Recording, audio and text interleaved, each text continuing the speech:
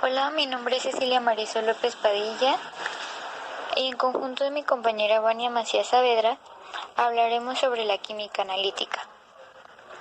Para comenzar, daremos una pequeña introducción sobre la química analítica, dando su definición de la misma. Según el Diccionario de Términos Científicos y Técnicos, la química analítica es la rama de la química que trata de las técnicas que proporcionan cualquier tipo de información referente a los sistemas químicos. La química analítica se dedica a la separación, identificación y determinación de las cantidades de los componentes, analitos, de una muestra de producto. Esta rama de la química es bastante moderna, aunque como decía el profesor Fermín Vázquez López, nacido en 1929 al 2008, el sentido analítico acompaña constantemente a la humanidad en el proceso de perfección. Probar, reducir resultados, separar y aislar es un evidente rasgo de inteligencia que ha manifestado en innumerables ocasiones desde la más remota antigüedad. Hay que reconocer que el análisis químico, con intereses similares a los de hoy en día, se practicaban desde el siglo XVI, pero sin ser considerados todavía de esta rama específica llamada química analítica. La razón de este retraso de independizarse de su madre natal, la química, era debido a que los procedimientos analíticos solo los publicaban cuando formaban parte de un trabajo de investigación y normalmente era el propio investigador quien creaba el método de análisis sin que existiera un verdadero tratado de análisis químico. La primera persona que trató de superar este problema fue Torben Bergham.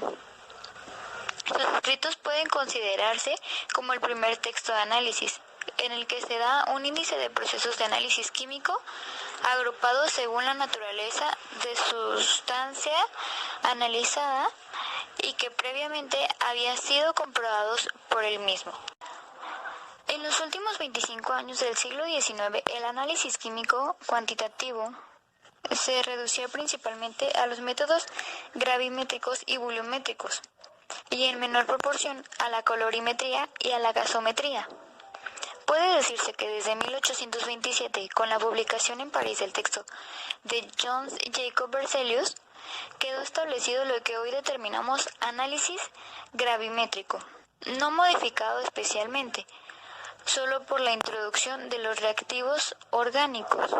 Las balanzas analíticas utilizadas durante el primer cuarto del siglo XIX fueron construidas por artesanos especializados en instrumentos científicos. Las primeras balanzas diseñadas por su producción en serie fueron realizadas por el fabricante de equipos llamado E. Robinson en 1825. Las mejoras de las balanzas realizadas en la segunda mitad del siglo XIX se centraron en aumentar su sensibilidad y reducir el tiempo de pesada. La primera balanza de pesada rápida la construyó el burgués Paulo Wunsch en 1866. Otra de las mejoras que apareció en estos años fueron la de los reactivos, los primeros de pureza garantizada. La aplicación del sulfhídrico, tan importante en las marchas analíticas posteriores, se utilizaba de forma muy limitada.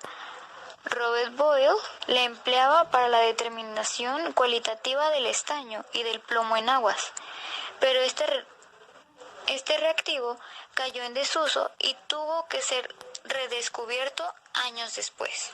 El análisis electroquímico comenzó a principios del siglo XIX cuando Williams Crookes consiguió depositar algunos metales en el cátodo y halógenos en el ánodo. A mediados del siglo XIX comenzaron a utilizarse los métodos ópticos como sistemas para el análisis cualitativo y cuantitativo. Las reacciones a la llama para la detección de diferentes iones estaban generalizadas en el siglo XVIII, pero no fue hasta la centuria siguiente cuando los espectros de emisión y absorción se investigaron por parte de William Henry Fox Talbot. Los métodos ópticos más importantes desde el punto de vista analítico son la colorimetría, la espectroscopía, la espectrografía, la fotometría de llama y la espectrofotometría, donde esta es una división simple formal, pues en muchos casos es difícil distinguir entre colorimetría y fotometría. Estos métodos de análisis químico han progresado en dos direcciones distintas, aunque ambas coinciden en su objetivo principal, que es proporcionar al usuario una potente herramienta analítica. El desarrollo de estas técnicas hizo que el químico analista necesitara conocer no solo el funcionamiento de las reacciones de la química inorgánica y orgánica y las bases del análisis cualitativo y cuantitativo, sino también conocer las limitaciones de los métodos, las interferencias y las fuentes de error. Es decir, se necesitaba una formación básica que hacía que solo ellos pudieran abordar ciertos problemas que no deberían ya de quedar en manos de personas no profesionales. El desarrollo de errores del análisis. Los análisis químicos cuantitativos no están exentos de los errores y existen tres tipos: crasos, aleatorios y sistemáticos. Los errores crasos son errores tan graves que no queda otra alternativa más que abandonar el análisis. Por ejemplo, la avería total de un equipo, la caída o derramamiento de la muestra o el uso de un reactivo contaminado. Los aleatorios son aquellos que provocan que los resultados individuales caigan a ambos lados del valor medio.